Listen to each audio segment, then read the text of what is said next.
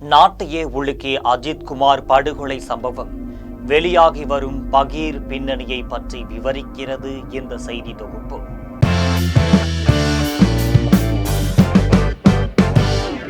சிவகங்கை மாவட்டம் மடப்புரத்தில் காவலாளி அஜித் குமார் அடித்துக் கொல்லப்பட்ட விவகாரத்தில் தோண்ட பரபரப்பான தகவல் வெளியாகி வருகின்றன.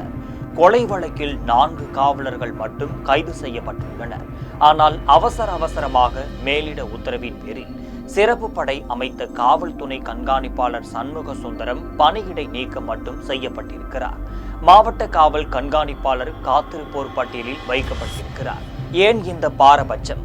இந்த படுகொலைக்கு மூல காரணமாக அமைந்த டெலிபோன் உத்தரவுகள் பற்றியும் தகவல் வெளியாகி இருக்கின்றன.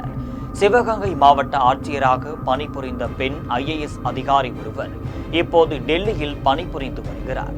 அவரிடமிருந்து தொடங்கி தமிழக தலைமை செயலகம் மற்றும் மூத்த IPS அதிகாரி என இந்த பட்டியல் நீள்கிறது. அவர்கள் மீது இதுவரை என்ன நடவடிக்கை எடுக்கப்பட்டுள்ளது? புகார் கொடுத்த தில்லாலங்கடி மோசடி ராணி நிகிதா 20 ஆண்டுகளுக்கு முன்பு எல்லா வகையான மோசடிகளிலும் ஈடுபட்டு வந்துள்ளதும் அவை தொடர்பான முதல் தகவல் அறிக்கை பதிவு செய்யப்பட்ட தகவலும் வந்த வண்ணமாக உள்ளனர்.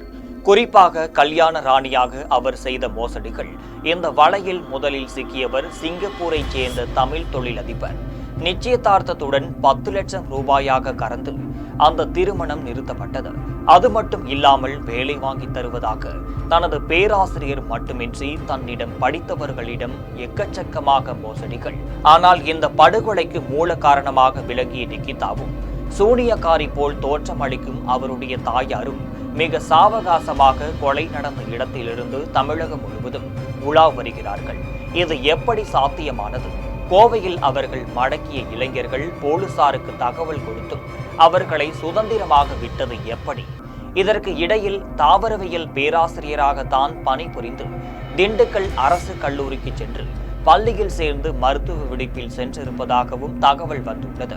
இதன் இடையே ஊடகத்தில் அவருடைய உருக்கமான பேட்டிகளும் வருகின்றன. கண்ணீர் மல்க தாயும் மகளும் அஜித்குமார் மகனே என்று உருகுகிறார்கள்.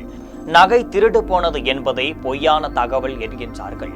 அஜித்குமாரை விசாரணை வளையத்திற்குள் கொண்டு வர வேண்டும் என்பதற்காகவே மோசடியாக அந்த புகார் கூறப்பட்டு அதன் அடிப்படையில் இவ்வளவு சம்பவங்கள் நடந்து முடித்துள்ளன. இவர்கள் மீது எல்லாம் என்ன நடவடிக்கை எடுக்கப்பட்டுள்ளது? பொதுவாக இந்த வழக்கை CBI விசாரணைக்கு அனுப்பக்கூடாது என்று எதிர்ப்புகள் எழுந்தன. தூத்துக்குடி ஸ்டெர்லைட் எதிர்ப்பு போராட்டத்தில் துப்பாக்கிச்சூடு வழக்கு 7 ஆண்டுகளாகவும், சாத்தான்குளம் தந்தை மகன் ஜெயராஜ் வெனிக்ஸ் கொலை வழக்கு 5 ஆண்டுகளாகவும் நடந்து வருவதுதான் இதற்கு காரணம்.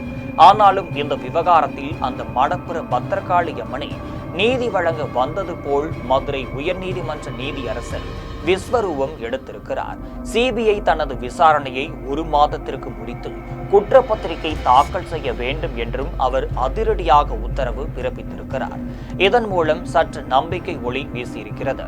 இந்த இடத்தில் கவனிக்க வேண்டிய முக்கியமான ஒரு தகவல், மாவட்ட காவல் கண்காணிப்பாளருக்கும் இந்த சம்பவம் எல்லாம் நடந்து முடிந்து அஜித்குமார் கொல்லப்பட்ட பிறகுதான் தகவல் தெரிவிக்கப்பட்டதுதான் வேதனை. பொதுவாக ஒவ்வொரு போலீஸ் நிலையங்களிலும் IAS என்று சொல்லக்கூடிய சிறப்பு புலனாய்வு போலீசார் பணியில் அமர்த்தப்படுவதுண்டு. வெள்ளைக்காரன் காலத்தில் அமைந்த சிஸ்டம் இது. ஆனால் அந்த போலீஸ்காரரை காவல் நிலைய அதிகாரிகள் சரி கட்டி விடுவதால் சில தகவல் SPக்கு நேரடியாக செல்வது கிடையாது. இதனால் நாங்கள் பத்திரிகையாளர்களாக பணிபுரிந்த அந்த காலத்தில் SP ஒவ்வொரு காவல் நிலையத்திலும் தங்களுக்கென்று தனியாக ஒரு உளவாளி வைத்திருப்பது வழக்கம். இப்போது உள்ள SPகள் இந்த நடைமுறையை பின்பற்றுகிறார்களா என்பது தெரியவில்லை. என்னதான் நடக்கிறது என்பதை பொறுத்திருந்து பார்க்கலாம். ஜெம் தொலைக்காட்சி செய்திகளுக்காக சிறப்பு செய்தியாளர் செந்தூர் பாண்டியன்,